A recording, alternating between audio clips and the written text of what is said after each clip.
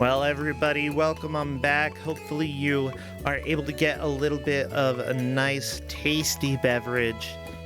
Always good to have beverages here, Fun stuff. Yeah, Drink it up, drink it up, drink it up. Oh no, why am I thinking Reese's Puffs now? I don't know, I'm thinking Reese's Puffs. They're complicated, But I don't want to dilly-dally too much. If we can go ahead and move on to the third game of the day. Remember, we have 4 more matches tomorrow. When it comes to Kusog7ande as well, we usually give an hour, and if players manage to complete the game early, that's okay. Not every game has to be a full hour. It was an hour in my heart for the previous game. So let's go ahead. Let's see where Crappy can take us today for game number 3. Oh, yeah. Beautiful. Beautiful scenery right there. Well, hopefully they are ready to rock this game because we've got GM number 3 for the day. Our dear friend Donkey Kong. Come on in. Please bring your sharks, everybody, or whatever you call them in IKEA terms. And if Donkey Kong is still working on getting stuff set up, that is completely fine. Yeah. Please do not hug real sharks, okay? They do not like hugs. Fish do not like hugs. I'm gonna go ahead and say that right now. Just do not okay. Hello there, Donkey Kong. How are you doing today? Okay. Well, good. Question. You've got a picture hugging a shark. Would you hug a shark in real life? The answer better be no. I'm very concerned if you would. No, but I came close. I was at SeaWorld once and got to pet some kind of large fish. Aw, that's adorable. Oh my gosh.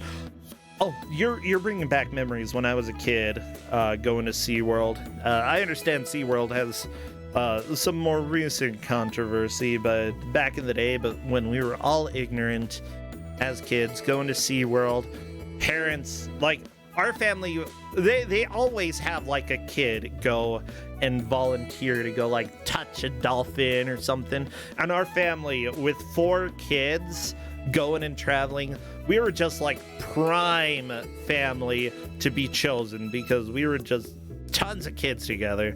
So I remember one of my sisters got to touch a dolphin, but they had me go up in front of this guy who was juggling tennis rackets. I didn't get to touch a dolphin. I just got to have a guy make fun of me. Okay? Because he was juggling tennis rackets, he would go and give, he dropped one, and then he was like, oh, hey, you need to grab that for me. So I picked it up, brought it over to him, and he grabbed it, started juggling with it, and dropped one, right behind me so that I was like, oh my gosh, he keeps dropping all these tennis rackets everywhere, and I gotta pick them up and give them to this dumb guy. And everybody laughed at me because they're like, oh, he can't pick up all the tennis rackets. There are just too many of them. And that was my SeaWorld show that I was part of, okay? Tennis Racket Man.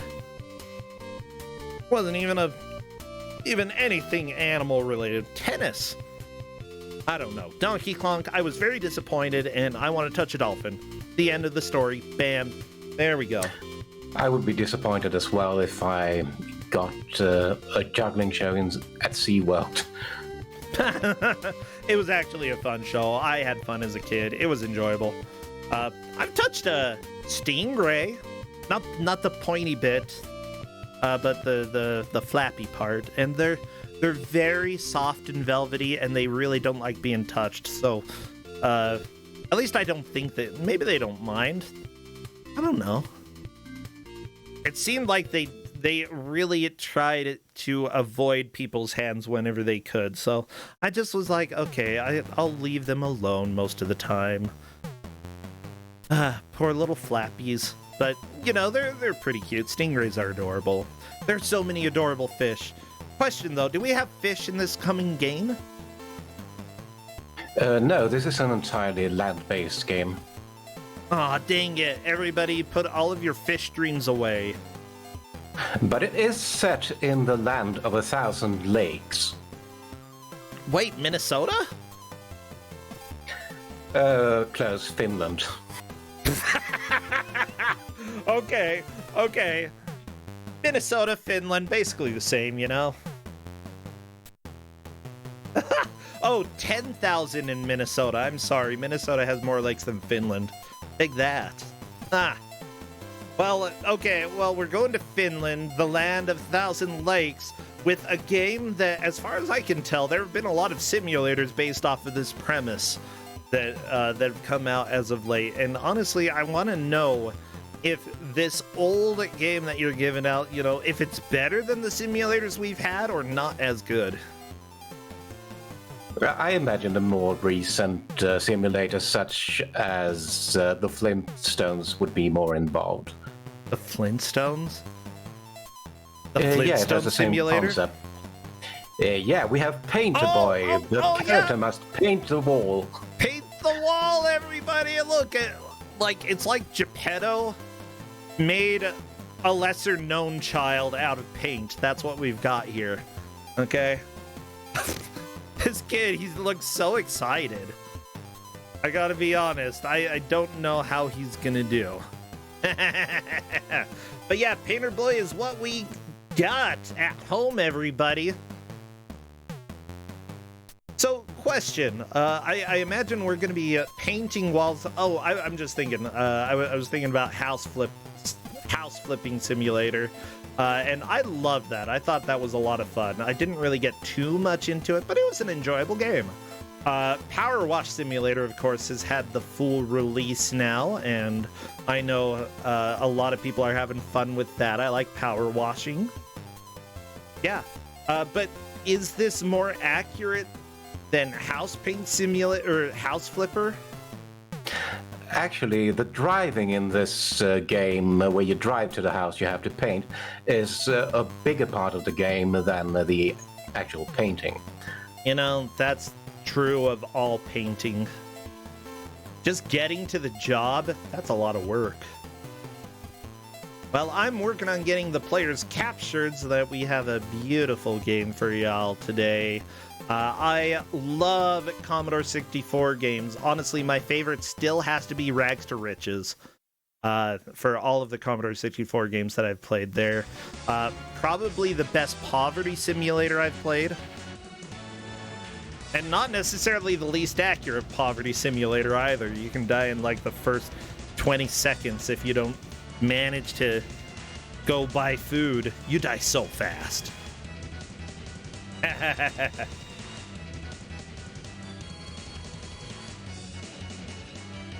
Okay, I'm just letting them know to start streaming. We've got 2 of the players live as far as I can see, and I will work on the others to make sure that we have them. Yeah, everybody. I see 3 streams up for me because Redford seems to be streaming under his alt. I think that's not his alt, that's actually his main channel. So let me go ahead and put that in. Let me go ahead and make some changes. Blah, blah, blah. Everybody, if you've never watched Kusog7ande before and this is your first time, Kusog7ande is the bad video game tournament, and we have people here who are showing off their skills at playing a game for the first time. Now, of course, a lot of them are new players and haven't really had this experience before. And so it is always a pleasure to see, are they going to do well or not? And honestly, you never really know before a player plays a game. You know, I love seeing new players because they always think that they are behind, and oftentimes they're doing just fine. I don't know, what do you think, Donkey Kong? Did you play in Kusog7ande before you were a GM? No, I didn't. Uh-huh. Oh, okay, there we go. I think I've got this fixed. Never mind, you are right, Kay. And I'll go ahead and get this changed back. Bam, bam, bam, bam, bam. You're right. Do. You didn't. You just hopped in as a GM? Well, that's fine.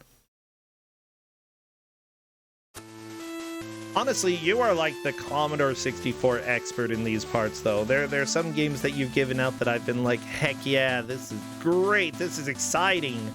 And then there are some games that I've been like, this is kind of terrifying. Kangaroo has to be like the scariest game that you've given out, just because it is so odd to control. Yeah, that game really does keep you on the edge. Yeah. Let's see. Silent Snake. No, Silk. I'm confused. I have hard brain time. My brain be dumb. Okay. I can see all the 4 strings I from where I'm sitting. Yeah, so can I. I just can't see the borders of one of them, so I need to be able to see them. Okay.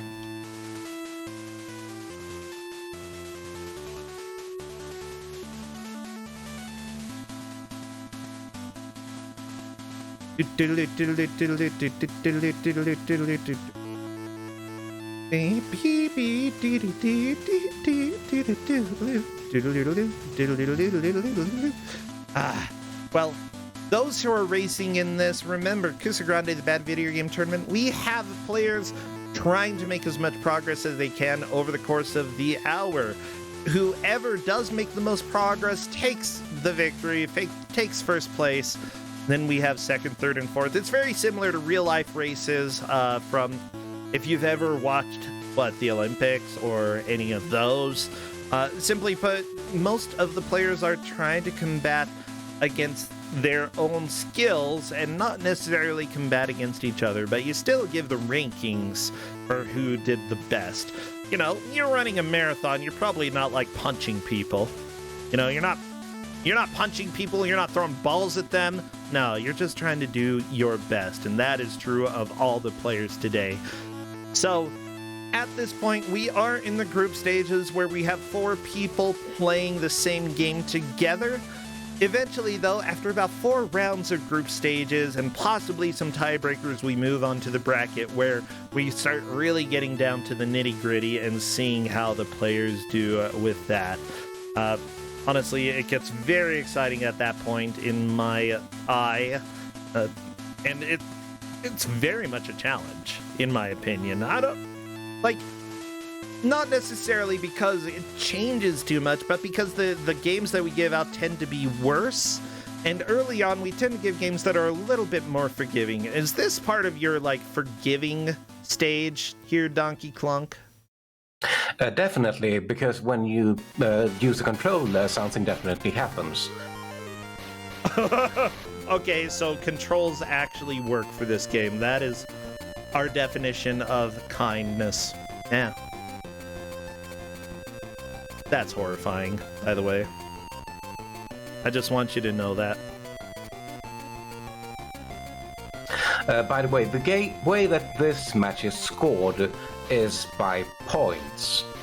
The players will be trying to paint many different houses, but if you fail, you don't die. You get kicked out of that house. And the more you manage to paint, the bigger the score will be. Ah, okay.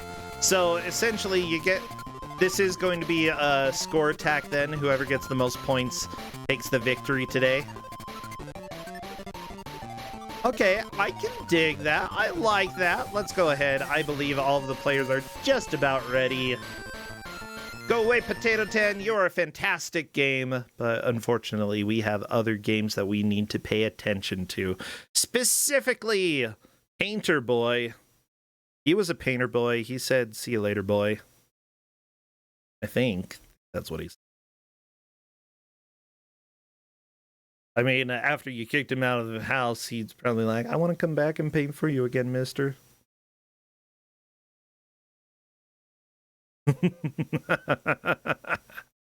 Well, here we go. Look at this derp. He looks so happy. Yeah, this was actually a series of advertisements from...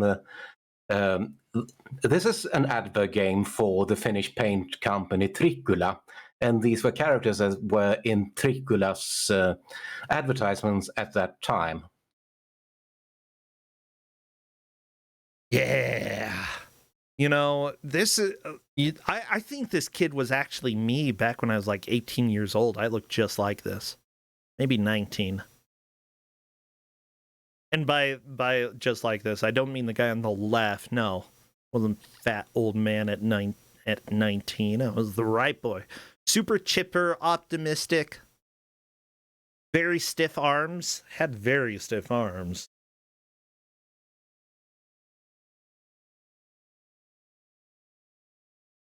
By the way, there is a question in Discord. Is there a way to reset the game without having to load it up all over again, just in case they need to do that? So you may on wish to talk C64, to not them. really. Try to die 3 times, because in the car you can die very fast.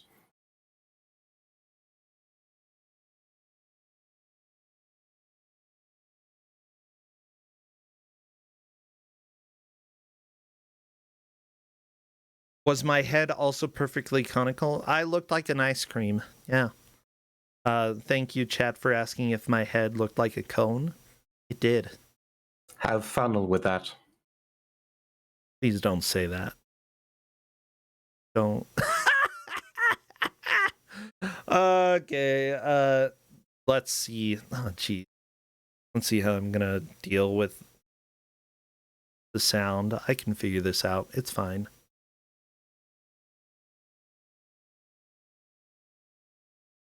There is no sound on this title screen. No, I heard it during the truck part. So I'm just.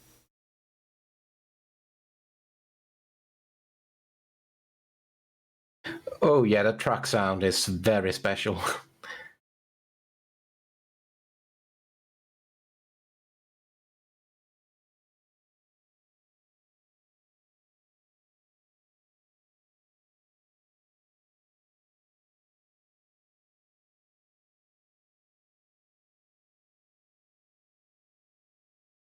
Okay, I'm letting them. Okay, go to the title screen.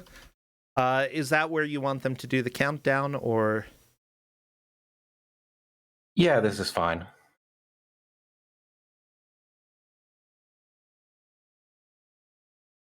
Okay, I'm letting Redford know. Redford, by the way, is pretty dang awesome. If I'm recalling correctly, no. The icon that Redford uses is the Noid, and I hate the Noid. But at the same time, I love when people use the Noid. I'm not annoyed when you're annoyed. I'm annoyed avoided. Oh dear, Redford, don't do The that. void in my life. Don't do what? He just resets and he has to go through C64 loading. I literally told them to go back to the title screen, so it's fine. Well, I mean, unless this isn't how you get to the title screen.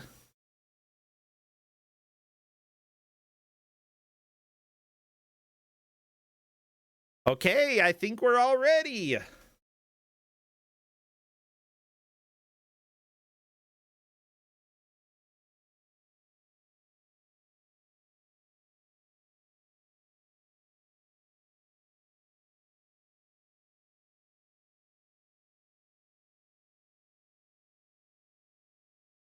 They're all smiling, all brim of joy. Yay, 3 out of 4 players have confirmed that they are good to go, just waiting for our 4th player. And then we will get started with Painterboy. Question, is it all one word or is it 2 words? Painterboy or Painterboy? it's one word in the game. Okay, I'll have to change it so that the title is accurate. Don't worry, everybody. We'll fix it later.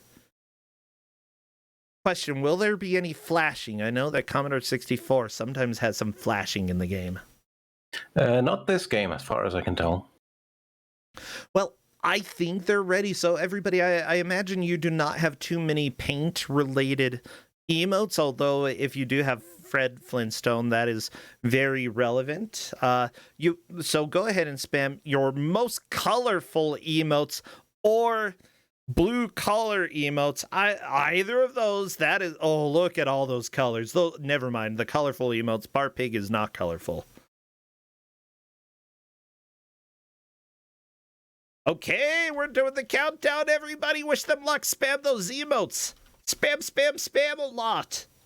Like, as soon as we get to the menu, because I think that is probably going to be the best time for us to start the timer, because that's where the gameplay begins. I love the truck. It's so good. Yeah, the truck sound is fantastic.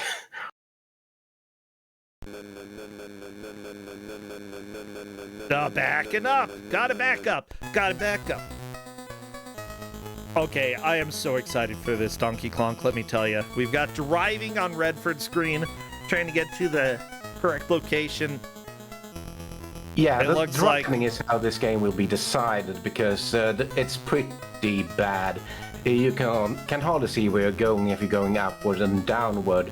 And Redford didn't read the readme that the GM gave me, which says that you have the cross to the left of the dashboard. It tells you where to go.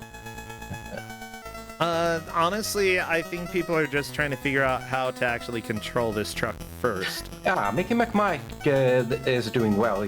Mickey got to the actual painting bit by heading in the right direction. Well, very nice. Mickey McMike, for some reason, all of the other players started with 6275 points, but Mickey McMike only had 1275 points. I'm not sure why. So, the game provides you with a set of 5 paints, and if you could select the correct paint, which is in the readme that I gave the players, you have no excuse to not use the readme, then you get 5,000 extra points. I love it. I love it. Yeah, you've got to select. So if you choose the wrong paint, you still get to go and paint? You do, but you lose 5,000 points, and this is a score attack. Oh, okay. That's fair. Okay, so I'm trying to figure out... There's blinking text. If it says Cartano, they have to choose Tehul Jumali or something like that. I don't know what any of this means. But I think that's fine. Picatejo, Yiki. There's Viña, which sounds like wine. What's Picatejo? It's one of the paints that you're offered. Oh, okay. So Amako Titalo is what Redford had pop up, and you got to get the Viña color. What is that? Is that purple? For the Omako Titalo, you will need the paint number 3. Okay. But what color is paint number 3? All the paints are red. Okay, never mind. I guess that answers the question. Look at this. Oh my gosh, this house, it's so... Is that red or brown? I don't know. I'm colorblind. Like, I'm going to go ahead and say that it might be red. You. Yeah, the red painted house is an iconic part of rural Nordic countries. So this in Finland they have the Tikkurila paint. Where I live, it's faluröd färg. Ooh, okay. Yeah, honestly, I'm colorblind enough that does not look red at all to me. Yep. Oh no, the bird just whopped Redford. I think that's enough painting today. Let's leave. So, this is a score attack, correct? They're trying to get the highest score possible. Yes.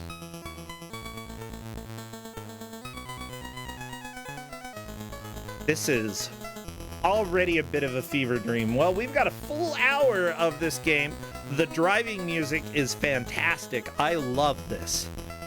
And actually, this is kind of a silly idea. There were a lot of games that came out in Europe, especially on Commodore 64, that we never really saw here in the US, but that experimented with various types of games. And honestly, I think there were a lot that were more blue-collar related than we did here. You know, a lot of the games that we had here in the US tend to be more fantasy-based. I mean, Paperboy, I guess, is one of the exceptions, but I don't know where that was made.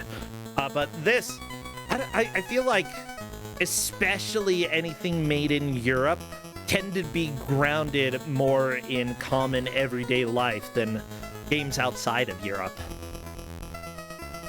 I don't know, what do you think? Would you agree with that, Donkey Kong? Am I being a little bit too, like... No, the Commodore Generalized? 64, because it had no Nintendo stamp of approval, it had much lower barriers to entry.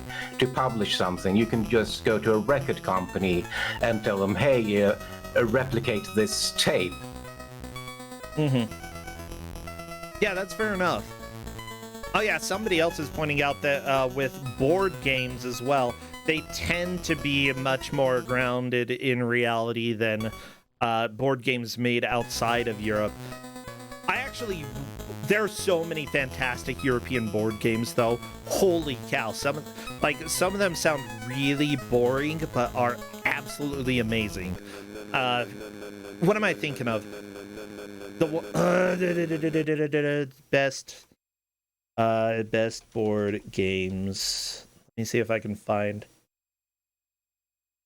If I'm not mistaken, Ticket to Ride was possibly a board game that was made in Europe first. There was one that Power Grid. Power Grid is amazing, and all it is about like buying various power plants and then fueling them. And it's so good. Have you played a lot of board games, Donkey Clonk? Are you a board game player? No, you need friends for those. Oh, no. Yeah, we actually have people coming over later for board games. They decided to come over today. Usually it's right around when Kusog7ande ends. Sometimes it's a little bit late, so I can't join them. Or a little bit earlier. But because we made up time with match number 2 and had some people complete the game, I might actually get to go play games with them. Redford is doing really well, has managed to paint several houses.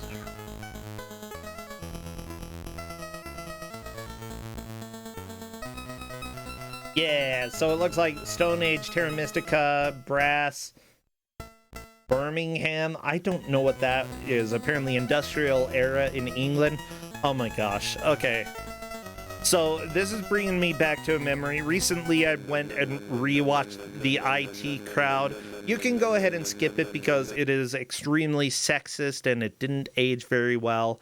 There are other things that the actors have been in that are much, much better if you want to support those actors. But there was one joke that they had about board games, and they were reviewing, and essentially they were reviewing games that sounded extremely boring.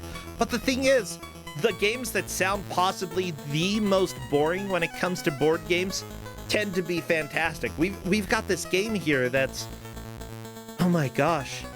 Our friend bought it, and he's like, this is the best board game that was ever made. And it's all about just putting up advertisements for your crappy fast food. I think it's Fast Food Magnate or something like that. And it's so good.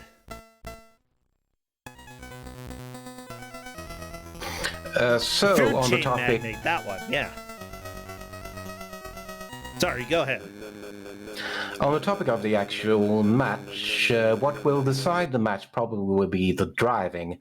The driving handles with tank controls, and when you need to turn around, you have a problem because the turn radius of your truck is awful.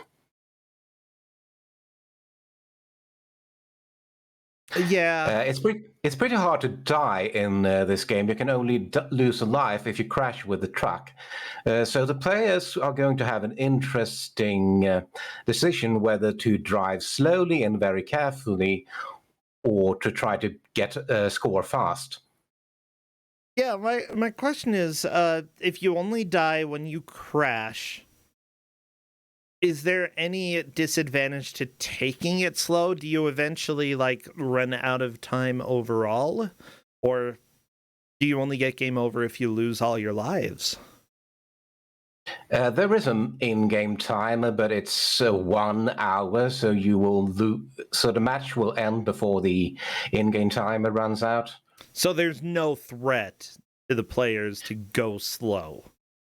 Yeah, except for the threat that someone will go faster and earn more points. Yeah, but if they go faster, like I would say that go as fast as is comfortable for you, because Silky Soft at the top left, she just got a game over. And that takes you back down to 0 points, not where you want to be. However, remember everybody, we do not judge people based off of where they are when they hit the hour, but rather the best attempt that they had during the entire match. So this 62-75 that Silky Soft, still not as high as her best push.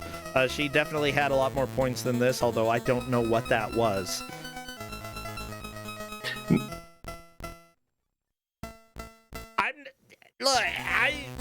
Everybody here should know, I'm pretty bad at keeping track of these things.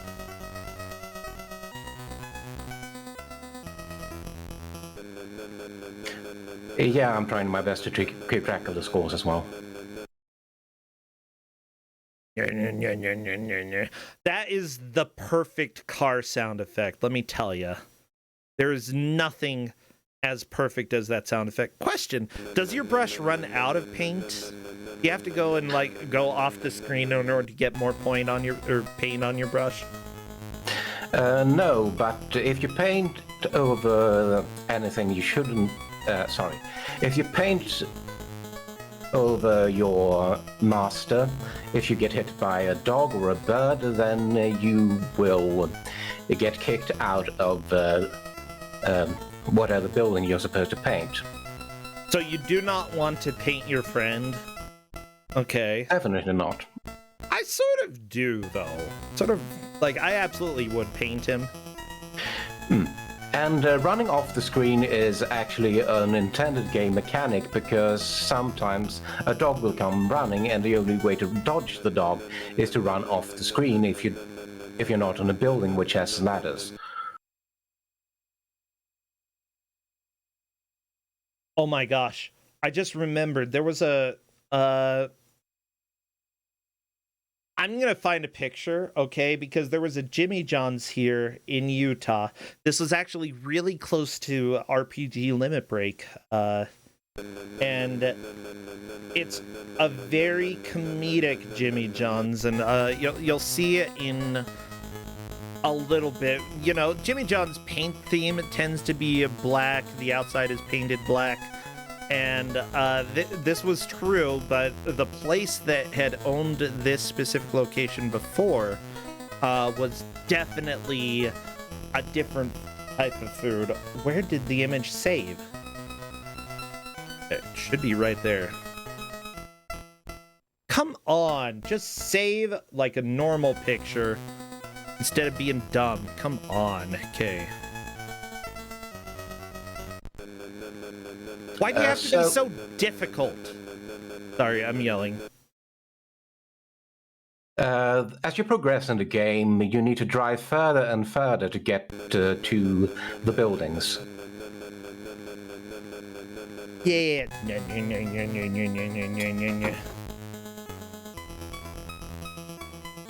Okay, let me see if this download will work. I don't know. I'm very angry at Chrome right now. Thank you, Justin. Justin brought me some food. This looks good. Okay, here we go. Here's the Jimmy John's, everybody. Yeah, they took the Jimmy John's and painted, or I guess it was an ice cream shop before. And it's beautiful, absolutely gorgeous.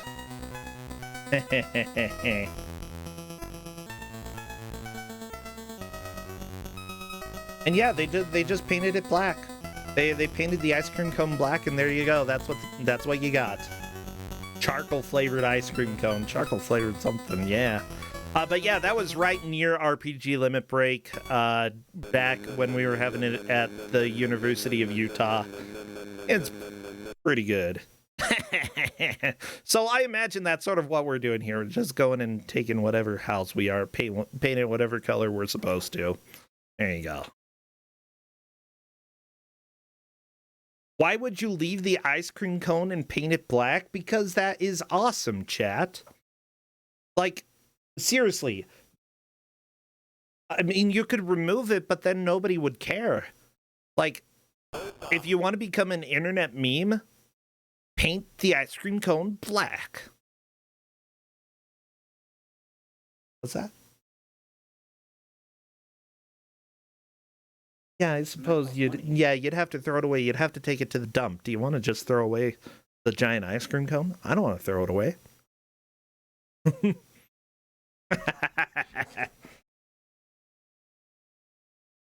Anyways, there you go. We are 15 minutes into this match, and right now everybody is learning the basics of how to paint. You know what? I could have used this back when I was in elementary school. Justin, why are you whacking me with your socks? Mickey McMike is in second place right now with 74,000 points. Silent Snake is making a good push as well.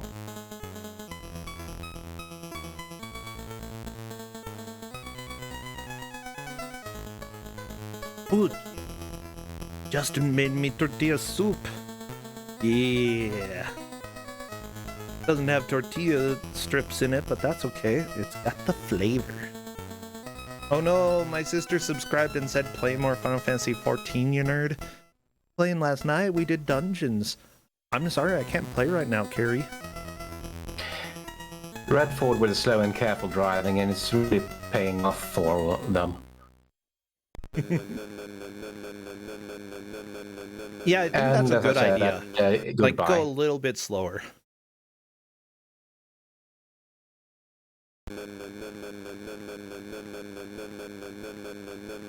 People are telling me to stream and play Final Fantasy 14 at the same... No, I can't do that. I've got too many responsibilities here, everybody. What's my responsibility? To Google stuff occasionally, to look at ice cream, paint it black. Oh my gosh. At the same time, I actually think this game is pretty endearing so far. This is definitely not a game that would have been made in the US. There's something special about Euro games that I love. And honestly, I feel like a lot of them tend to take like a very quote-unquote boring concept and make them silly. And honestly, this is a pretty silly game so far. I wouldn't necessarily say this is bad. It's just a little bit on the absurd side, you know? Yeah, I want to give out silly games now in round one. Then I get out, of course, Uno Turhaborder, which is a really main game for round one. Yeah, I mean, that happens. You never know what you're going to get when it comes to Kusog7ande, and we generally try to be a little bit nicer in round one, but then occasionally we end up having a really bad game slip out, and we're like, well, there you go, you never know.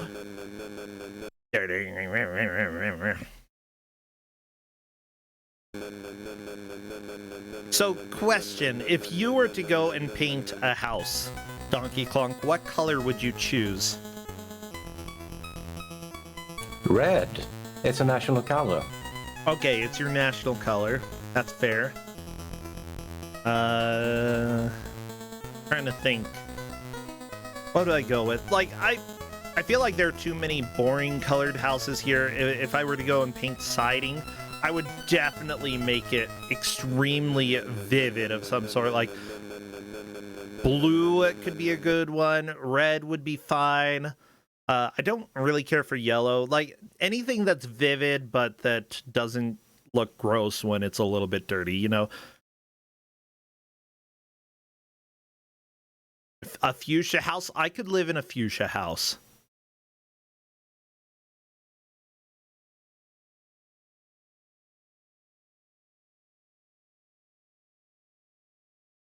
Oh my gosh. Sorry, Justin was showing me a video at an anime con. It looks like there were people cosplaying Phasmophobia and they're moving super jank in it. That is amazing. Send me that video later. I gotta share it with people. Okay. So this was published by Tikarila and developed by Chart Top Design, which, as far as I can tell, this might have been the only game that they made. Considering that it was advertising Tikarila paints, that wouldn't be too surprising that maybe they just had a couple employees who were like, hey, you know what, we can make a game. Let's go ahead and just throw a game together as a quote-unquote advertisement for this. You know how widespread this game was, or how it was distributed? Was it something that, like, they just had at their, like, at stores? This was advertised in computer magazines by mail order only. Okay, was it one of those that, like, they would have the code in the magazine and then you'd go and type it in yourself? No. I said mail order. I love those games. Well, I mean, that was mail order. You would order the magazine and then you typed it in. But yeah, actually, this is a little too sophisticated for that, I would say. Okay, mail order game.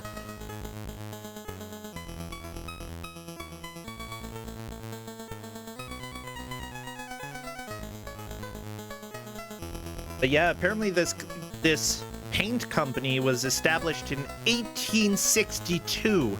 It is literally older than a lot of the states here in the US, okay? It was founded during the Civil War. So over here we were fighting, over there in Finland you were making paint. I think that's awesome. I think that's great. Okay, essentially it was established as Dickersby Old... Oh my gosh, I'm gonna slaughter this. Oljeslargeri to produce linseed oil and varnish, and was acquired later by the Helsinki company Schild and Hallberg in 1885, which is still older than the state of Utah. Freaking crap. They started making paints in 1919, and then in 1972, they got acquired by another company, and blah, blah, blah. Lots of history there. In 1986, I love that the Wikipedia page for this actually acknowledges this game, Painterboy, for the Commodore 64, and that when there's something that notable for a video game that they made, I love it. It's so good. But apparently they were acquired in 2011. They're still known as Tikarila, although it's now Tikarila Zorka. And then they changed it back to Tikarila a few years later. Yeah, is this still a very common brand of paint that you go there? Is this like the Finnish standard? I don't live in Finland, but I imagine it would be the same with the Falu Röd färg, which is still very common and iconic, which is why I said I would paint a house red. Because Nordic countries love to have these cottages with this red copper-based paint.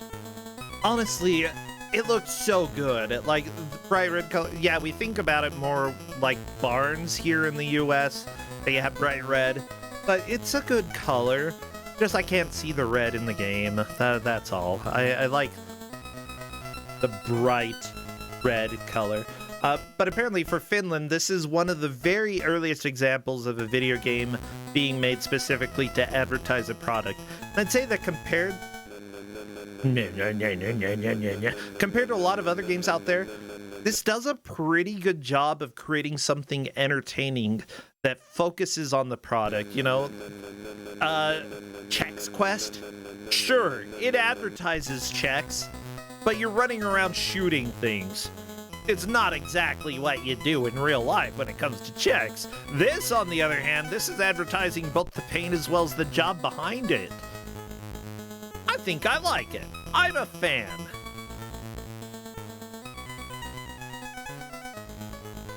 Wait, so apparently this is actually this is an advert game, and the characters were actually in advertisements, TV advertisements of the time.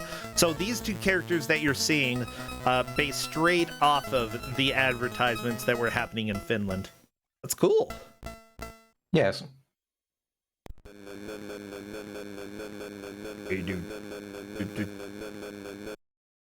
So apparently this cost about €11 is what they're saying for the time. It was only available through mail order, and otherwise that's why this game existed. I don't, I don't know how widely known the game was, but heck, this is pretty cool. I like it. Chad is pointing out that it was essentially you're paying €11 and you get an advertisement from that. Yeah, that's one issue, but it's kind of fun at the same time. And if one person buys it, then they're probably just going to distribute it for free, and then bam, guess what? You've got advertisement for free all over the place. So, I mean, it works. It's fine. As long as they were fine with people, like, quote-unquote fine with people copying the game and sharing on diskettes, which happened a lot back in the 80s. That's not too super, like, it would be fine.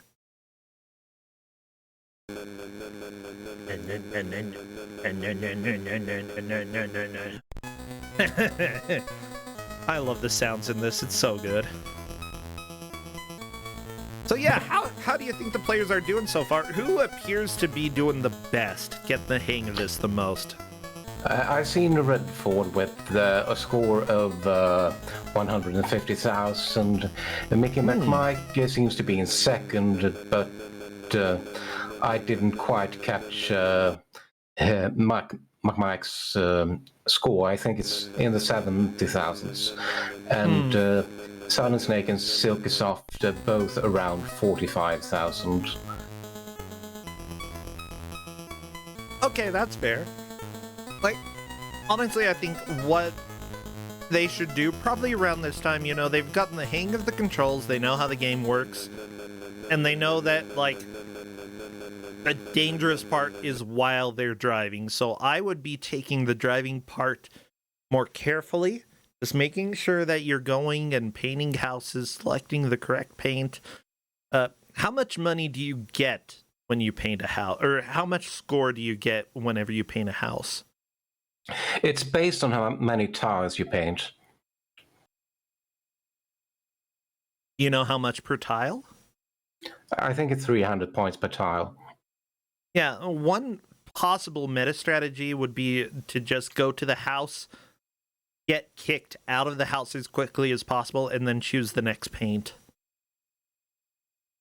That way you're not actually painting anything, but you're getting the highest score based off of choosing the correct paint during the paint selection. I'm not sure if that is a smart strat, but it's something that, like, I would consider. The problem with that strat is that the driving is the dangerous and time-consuming part. Yeah, but it's 5,000 points. Yes, and the painting is 300 per tile, and each house has a lot of tiles. Yeah, you see, when you paint and it has both a high and low part, both of those count as a tile. Okay, so that's essentially 600 points. All you'd have to do is color 20, like, 20 tiles would be 6,000 points. Getting the right kind of paint is 5,000 points. I don't know. Like, I feel like it might be somewhat even. I might go in and try to paint as quickly as possible, but, like, not actually try to dodge anything. I don't know. I don't know how I would approach this. Just the whole painting is... Nah, I do think that it's going to be a little bit faster acquiring points by actually painting. I think that you're right, Donkey Kong. I'm still of the mindset that it's worth like doing thought experiments to see what's going to be the best.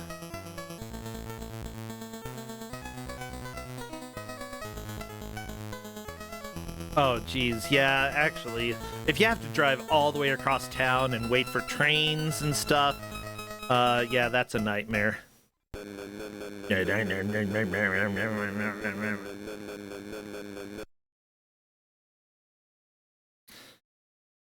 Also, I really wonder why, like, no video game company could get a driving scheme to work.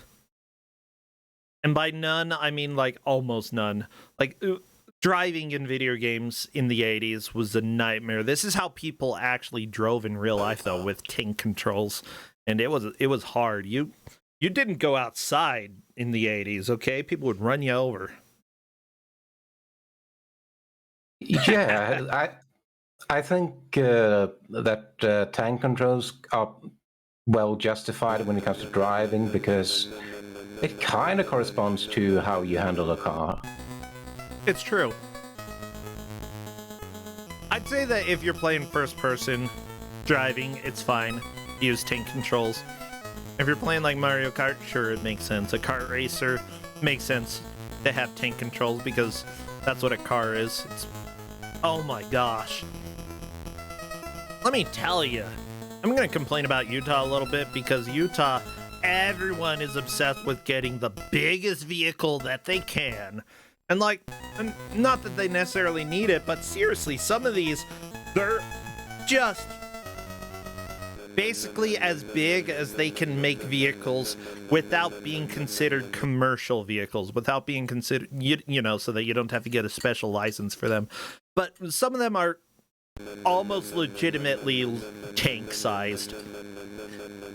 Yeah, as a European, it just feels so silly when people use SUVs or pickup trucks to drive in urban areas. Yeah, you don't need that. People are pointing out it's all over in the U.S. It's not just a Utah problem. Okay, fine, that's everywhere in the U.S., everybody.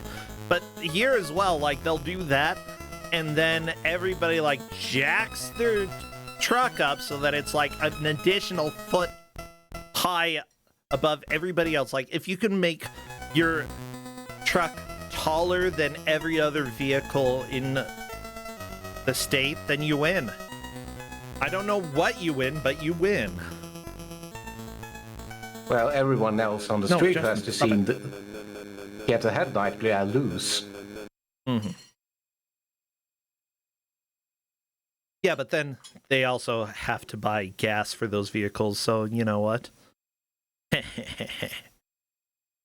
With the gas prices as they are right now, they can go ahead and do that. I'll drive my little car. But yeah, honestly, there's really like very little reason to have something that big unless you are going to be transporting a decent amount of equipment. Like these trucks in the game, you know, they're carrying paint all over the place. Like a lot of paint. But even that, like most of the time when I see trucks that are used for work, they're smaller than trucks that people just have. You know, work vehicles are almost always smaller than casual vehicles that people own for fun. It's weird. Boyka. What does that mean? My boy. My boy! Wait, like actually? Yes. That's endearing. I love it. Is it the big man who's saying that? That's probably a quote from the advertisements, isn't it? I actually haven't looked at the advertising. It has to be. Okay, this is my theory that is a catchphrase from the paint advertisements. Spring God is saying yes, it is from the ads. We've got confirmation from chat that yes, that is a line from the advertisements. Oh my gosh. If they were silly advertisements, this would probably be a fairly decent game to have. Like, I can approve of this. I like it.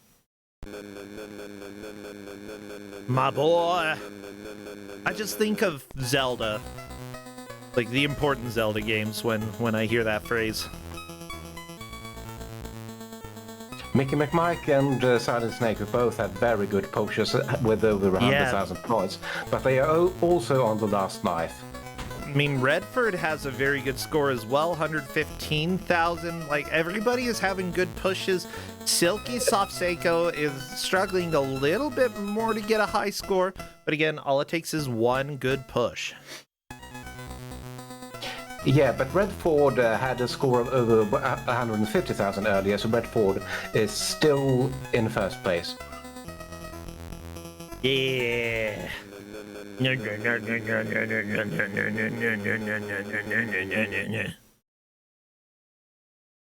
FYI. I concur. I'm so glad that somebody voiced the truck and they decided to use that as a sound in the game. It's perfect.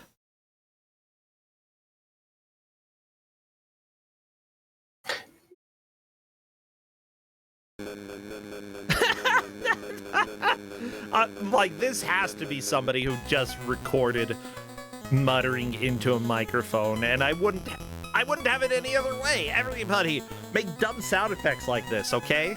You don't have to have high-quality sound effects. Make me laugh. And on the Commodore 64, you would have to go to so much extra effort to put in a sample like that. Oh, yeah. It's like...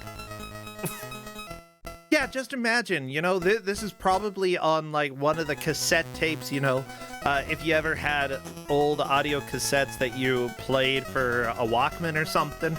Essentially, that was what this game fit on. Yeah, and you would load it by slipping it into the cassette player, hitting play, and then the game would load. And that's how you got this. And so, yeah, they had to compress everything into to be small enough that it would actually come through and be something that was understood by the machine. I don't know. It's very impressive how old school tech worked.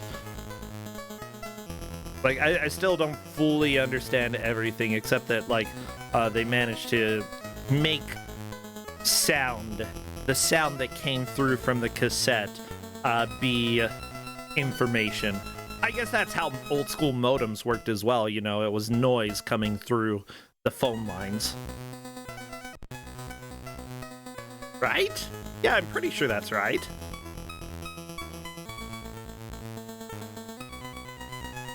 It was worse on the Commodore 64 because you had diskettes, and you couldn't really use the tape drive for sounds because it was digital. Playing samples on the Commodore 64 actually relied on an undocumented bug in the sound chip where it would make a click if you did something, and people figured out that you could use that click like you would a PC speaker. So playing a sample on a Commodore 64 would be like playing a sample on a PC speaker, and that is not easy. Okay. That makes sense. I do know that it depends on if you got an external cassette hard drive or cassette loader. It was an additional piece of equipment, but yeah, there were definitely floppies, old school magnetic floppies. Atari had similar things as well, although Atari was much more reliant on the floppies than cassettes.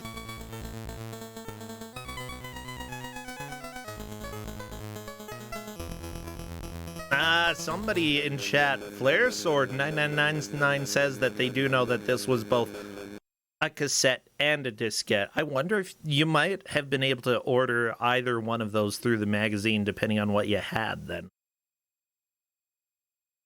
So heck, yeah. That's cool. Yeah, it was extremely uncommon for Commodore 64 games to be restricted to one of the medium. Yeah. I'm thinking, I know that when Dana is one of our other Commodore 64 folk who has given out plenty of C64 games, and whenever Dana showed up to like GDQ and such, he'd had his Commodore 64 as well as a cassette loader, and usually loaded using that. I think, it's not really practical to have multiple devices. But GDQ insists on original hardware. Yeah, but that was usually just in the practice room, not actually on the stream, We'd just go to the practice room, Dana's like, I've got my Commodore 64 here, heck yeah! And then we'd press play and we'd have Snoopy. Oh, those were the good times, everybody. Actually, I guess I went to GDQ earlier this year. These are the good times, everybody. But yeah, I've actually got a tape loader for Atari 2600. There aren't too many games that came out specifically on tape for that, but some of the more complicated games that were made were just way too big for traditional computer chips, traditional memory chips, and so having them as an audio load allowed them to have something that was a little bit more sophisticated. And that's how we got like one of the first RPGs ever on the Atari 2600, Dragon Stomper. Yeah. These days, though, I can just plug that into the Atari 2600, the tape loader, connect it to my phone, and play the audio file, and then bam! We've got Dragon Stomper running. Technology is amazing. The real problem with tapes is not just that they are slower, but for the times when the game loads in-game from the tape, you have to rewind the tape to a specific position and then load again, and that is such a hassle. Yeah, but you dealt with it back then, It's a video game. You put up with it. Like, I bought this game for €11, and I'm not gonna let that stop me.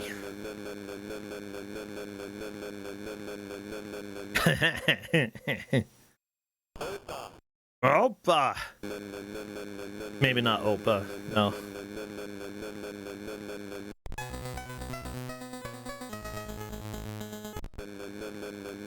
Yeah, other people are saying that tapes were fairly unstable. The biggest problem with, I think, a lot of games back in the 80s, especially when they were on either floppies or on cassettes, the degradation over time. Simply put, magnetic tape doesn't last forever. So, preservation is extremely important, which is why Ubisoft is trash.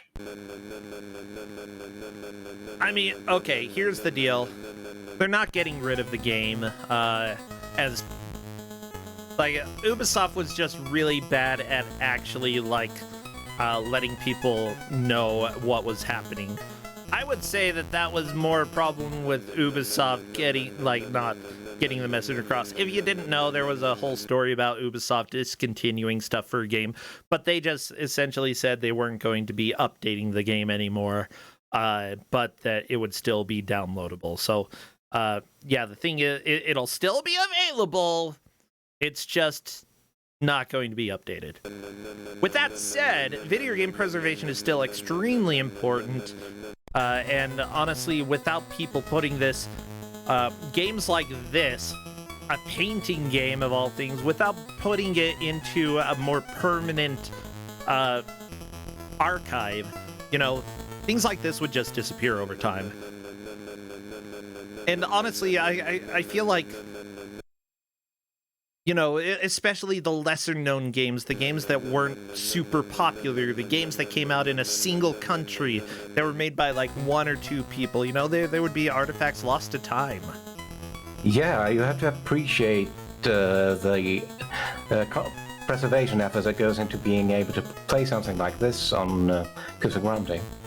Yeah. That's part of the reason why I love having this tournament, because people And if people didn't play this in the time, you know, you might occasionally have one or two people stumble across it. But here, we've got almost 300 people sitting here exploring a game that probably hasn't had too many eyes on it for a very long time, you know? The Mexican runner did play this on his retro game Gauntlet, and that's how.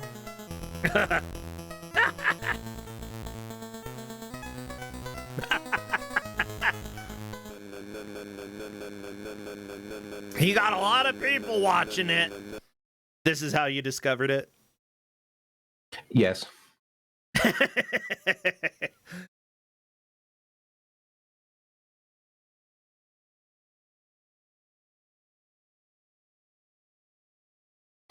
Mexican runner also drew Uno Turhapur and decided it was easier to play two other games than to deal with that crap. Oh, really?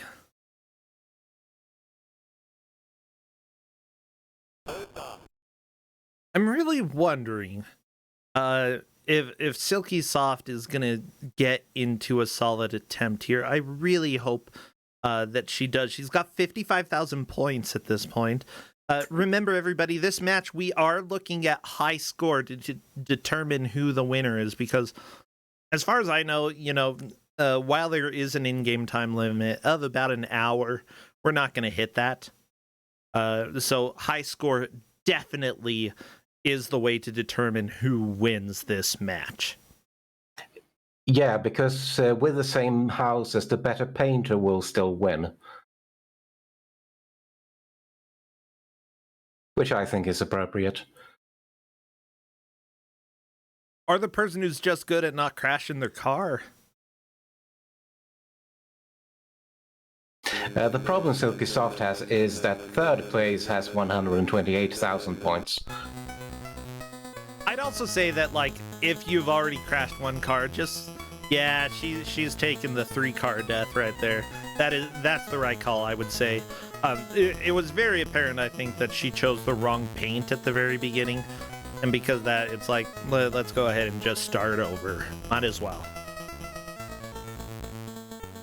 And there we go. She's got this playthrough started with the correct type of paint. Honestly, I would say that the players need to focus on one good push. I think if any of them start over in just a little bit, you know, that will probably be their last good attempt. But we're getting down to the wire that people need to consider it their final attempt. Yeah, because you only die from crashing the truck. Mickey McMike is in a really great place with 145,000 points and no deaths. Honestly, with no deaths and that score, Mickey might be able to pass all the other players and move into first place. That would be exciting at this point. Yeah, especially since Mickey seems to be driving faster than most others.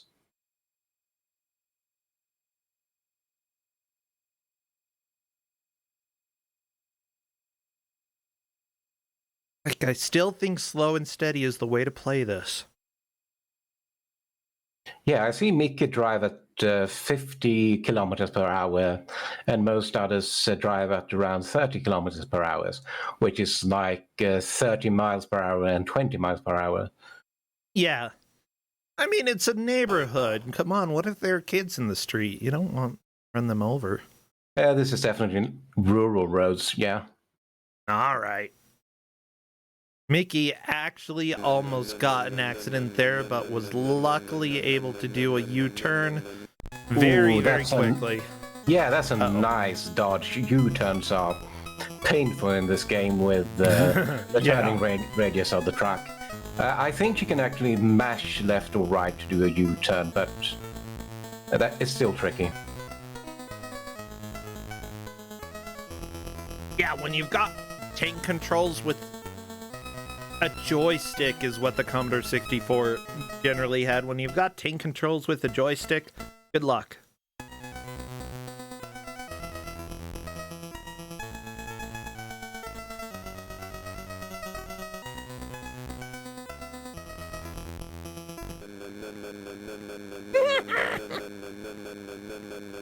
The truck sound, it still makes me so happy. No, no, no, no, no, no.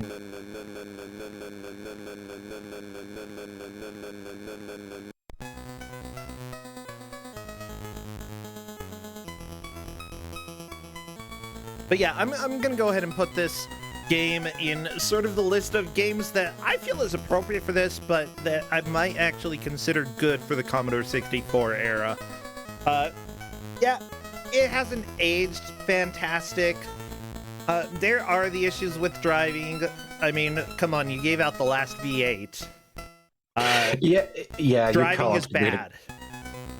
You can't really compare this. The driving in this is so much better and more responsive than V8. Yeah, this is playable.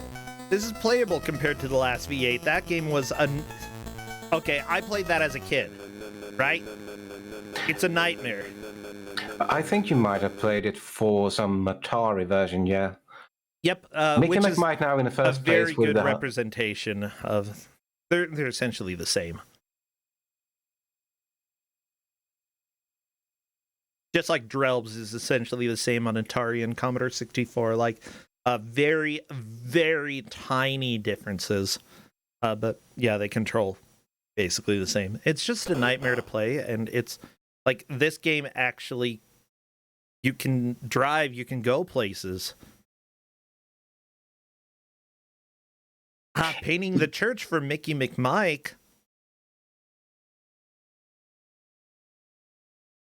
Well, I'm getting married in the morning. Ding dong, the bells are gonna chime. Pull out the stopper, let's have a whopper, but get me to the church on time. You know, it's a classic song.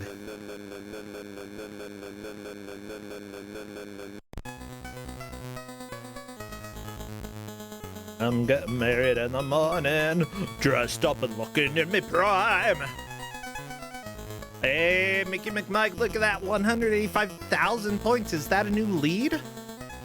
Yes, because the previous high score is 152,400 by Redford. Yeah! Fantastic. Well, I've got one thing to say about that.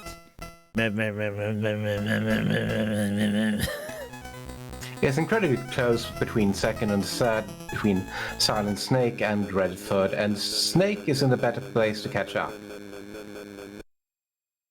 Yeah.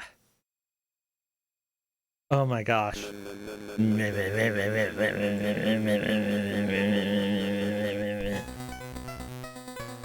But since the driving is so arduous in this game, it's kind of hard to catch up, especially because games last fairly long. It's difficult to catch up in this game.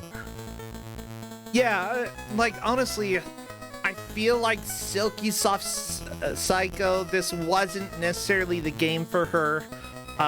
There are some games that just don't work for certain people, and you know, it's part of Kusog7ande, learning what your strengths are, learning what your weaknesses are. I'm personally very much used to old school games. Like, if I get a Commodore 64 game, I feel like I'm going to be doing better than most of the other people, just because I grew up with that. I played a lot of them. Yeah, and I'm also good at giving out games which are very much unlike games that people are familiar with, like Kangaroo. That's not a common game mechanic. Neither is Frankie Goes to Hollywood.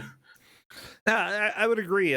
Kangaroo, like, there are some games that you could potentially play to get used to that mechanic. For those who haven't seen Kangaroo, it is essentially a driving game where you're bouncing a kangaroo the entire time, and you have to speed up and slow down and use various mechanics to make sure that the kangaroo does not fall onto the road and die. Essentially, you're transporting a kangaroo via a trampoline on the back of a truck. Other games that like have somewhat similar mechanics, I'm thinking Clowns and Balloons for the Atari, which is essentially a clown juggling game where you constantly have to watch the trajectory and make sure that you are lined up in the correct way for the clown to land. I played a lot of that when I was young, but you know, it's not there's very limited stuff you can do in order to practice for something like that, except play a wide variety of genres. And, Snake is in second. yeah. Snake has passed Redford and is now in second. And it looked Very like nice. Snake was soft lock on that screen because Snake had painted all the house but couldn't get out. But what you need to do then is to paint over your master, and that will count as that. And then you get out of it. By the way, somebody is bringing up that the game that I described is the old clown juggling game genre, and I think that is hilarious. Okay, I give you special points. I give you 5 points. Okay, go ahead and spend them wisely. You get 5 points from me because I laughed so hard. The clown juggling game genre. Oh.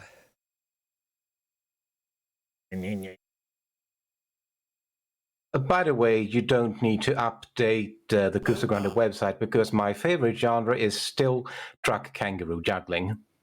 It's true. It's a pretty good one. But yeah, like what you should probably do when practicing, it's going to be difficult to see, or you can't exactly plan for some genres because they are so extremely rare. Kangaroo, not exactly a genre that people are going to have experience with beforehand unless you played a very select number of games from the 80s. However, for something like this, having a general experience with driving games from the 80s, especially for pre-Nintendo games, that would be the biggest experience to help. So I would recommend, if you haven't played any Commodore 64 or Atari games that have driving, it's good experience to have. I would recommend it if you get the chance. Oh, that's a game over for Silent Snake, but Silent Snake is in second.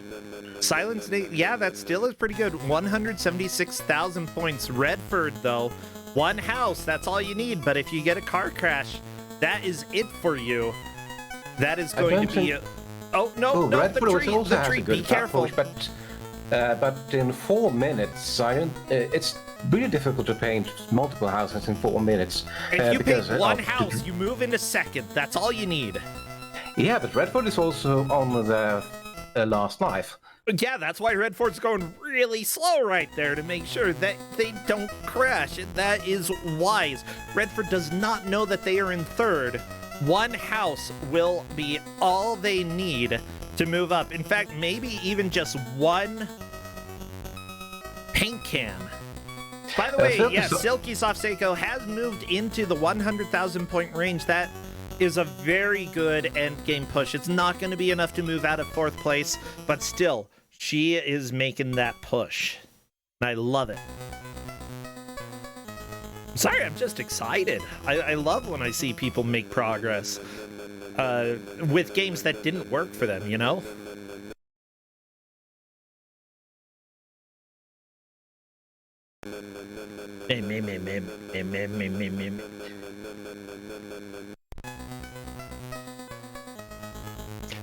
Yeah, sometimes you play fantastic for much better than you're expecting, but you're just matched up against a wrong opponent. Yeah. And that's sort of the difficult thing when it comes to something like this, because it's not really competing.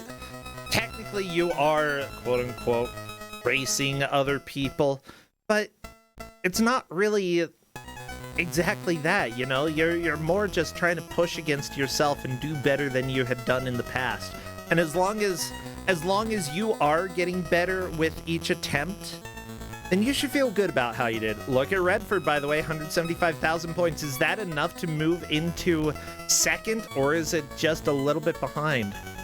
He is only 1,000. He is 300 points behind. 300 points? 300 points behind. 10 tiles. Red, don't crash! Don't crash! Don't crash! Oh my... Ugh. Oh my gosh. Redford, you need to paint this house now.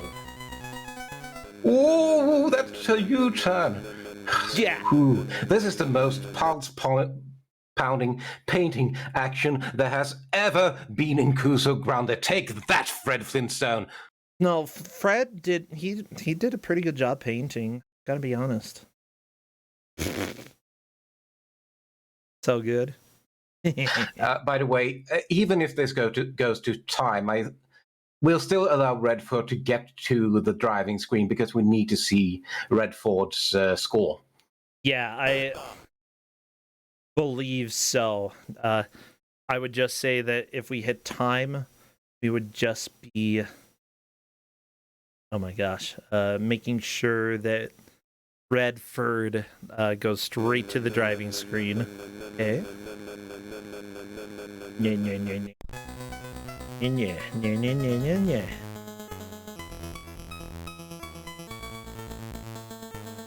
Well, here we go. Redford is officially in. In Is that first! a lead? Redford Yeah, moved that is a from lead. second to first? What? Oh my From gosh. third to first. From third to first, right there. Oh my gosh.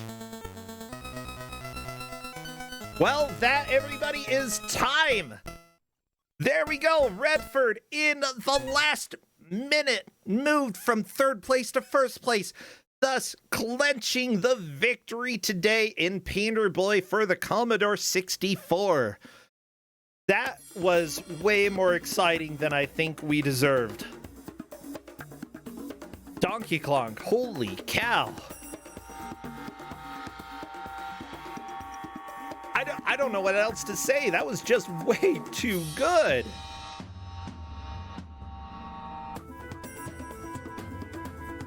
Yeah, what do you think about how they did? Hold on, I'm typing in Discord. Oh, okay. That's fine. I'm going to go ahead and bring Redford in to come and chat. Yeah, thank you so much, Peppermint Bubble, for hopping out of lurk mode for a second to come and chat. You can go and lurk again later on if you would like. But here is Redford, our last-minute victor for today. Congratulations! Can you hear my microphone? Yes, I can. Redford, Okay, good. you were in third. Okay, right until the last house. You The final almost house is what crashed. did it. So my tactical decision to kill myself to get another completely clean run was justified. Yes, absolutely. If you had not done that and accidentally died like 1 minute later, you would not be taking the victory today. It absolutely paid off. Oh man. Well, yeah, I mentioned this in the game chat, but this game is pretty fun, but it would be funner if it actually controlled consistently. Yeah, well, I mean, what can you yeah, say? slow It's speeds, a Commodore the turning 64. doesn't really work. Yeah, it's a Commodore game, right? And And, it's like- an advertisement game. Like, Because, like, this wasn't apparent from just, like, watching the game, but, like, it was, like, periodically Yeah? taking your inputs, and the faster the car moved, the more consistently it took the input. So it was actually easier to turn the faster you were Okay. going, but the faster you were going, the more likely you would be to run into a random death pixel and die. I can imagine that. Oh my gosh. I've played a lot of old school games, old school driving games personally, and this, while it had better driving than others out there, there is no good driving on the Commodore 64. It just doesn't exist. Yeah, I noticed at least there was at least one other game with driving that I've watched on Kusog7ande, which probably had significantly worse driving than this. And the driving was that entire game, so You mean I the feel last kind V8? of yeah. Yeah. Probably that one. Oh, yeah, trust me, I know. I played that as a kid. I played that a lot as a kid. And I'm trying to think. I don't think I beat the first level as a kid, but I have as an adult. So like I never had a home computer as a kid, and in Kusog7ande I seem to just be constantly getting home computer games. So this has awakened me to a new level of jank I wasn't aware of existed, so I'd like to thank you for that. I really love like the Commodore 64 and Atari eras of games, like later Commodore 64 and like Atari 800 XL. Those are like what I really enjoy.